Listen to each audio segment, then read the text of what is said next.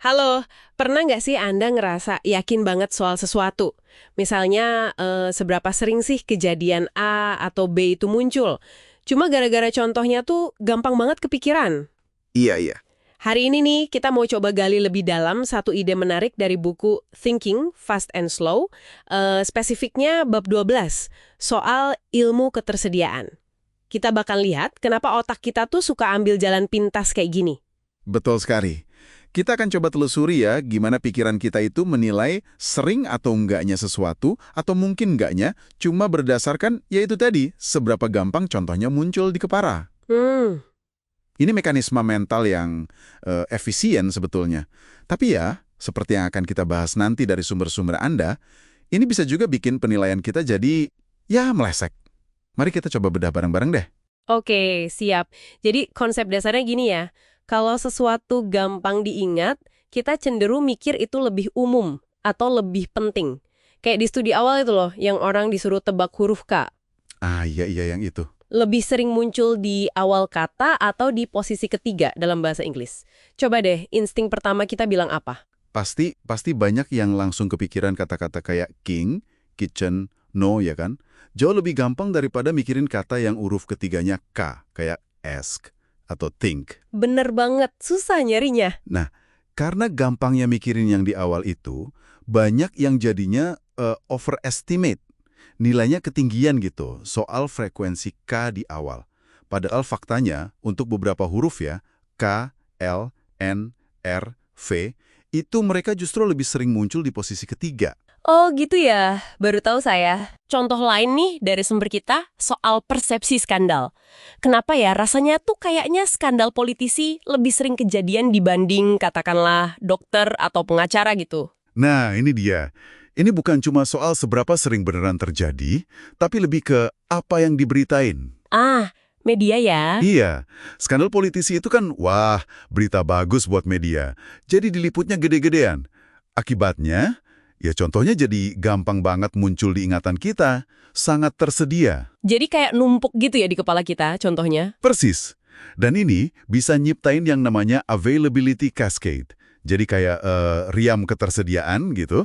Topik yang diliput media, narik perhatian publik. Terus publik nuntut lagi. Nah, terus media liput lagi, siklus aja gitu. Sementara isu lain yang mungkin lebih krusial tapi kurang jual, kurang sensasional, ya tenggelam aja. Nggak kedengeran? Oke. Jadi ini bukan cuma soal apa yang kita ingat, tapi seberapa gampang kita ngingetnya itu ya. Ya, Jadi kalau susah banget nih mikirin contohnya, kita jadi ragu gitu. tepat sekali. Ada studi keren tuh dari Schwartz sama rekan-rekannya yang nunjukin ini. Jadi, mereka minta peserta nyebutin contoh kapan mereka bersikap asertif. Oke. Satu kelompok diminta sebutin 6 contoh. Relatif gampang lah ya. Kelompok lain diminta 12 contoh. Nah, ini lebih susah. Pasti lebih susah, 12. Terus hasilnya gimana? Nah, ini yang bikin kaget.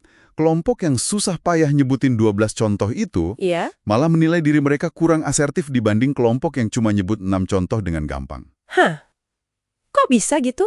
Aneh ya? Iya kan? Ini nunjukin betapa kuatnya pengaruh kelancaran atau fluency pas kita lagi nginget-inget sesuatu. Jadi bukan cuma soal berapa banyak contoh yang bisa Anda kumpulin, tapi pengalaman subjektifnya itu loh.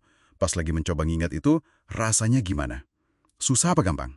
Oh, jadi kalau rasanya susah. Nah, kalau terasa sulit, otak kita, si sistem satu yang mikirnya cepat itu, langsung nyimpulin, wah kayaknya ini jarang terjadi deh. Atau ini kayaknya bukan gue banget deh. Padahal ya secara objektif mungkin nggak gitu. Wow, dalam juga ya implikasinya. Termasuk cara kita nilai resiko sehari-hari dong kalau gitu. Sumber kita kan juga nyebut soal Paul Slovic. Ya, betul. Slovik dan kawan-kawan. Orang sering salah tebak mana penyebab kematian yang lebih umum. Misalnya, stroke sama kecelakaan. Kecelakaan kan lebih sering diberitain, lebih dramatis gitu ya. Benar. Liputan media, terus seberapa gampang kita ngebayangin kejadian yang mengerikan itu, bikin resiko tertentu jadi terasa lebih gede dari data statistiknya. Slovik juga bilang ini dipengaruhi sama yang namanya efek heuristik. Jadi perasaan kita suka atau nggak suka sama sesuatu.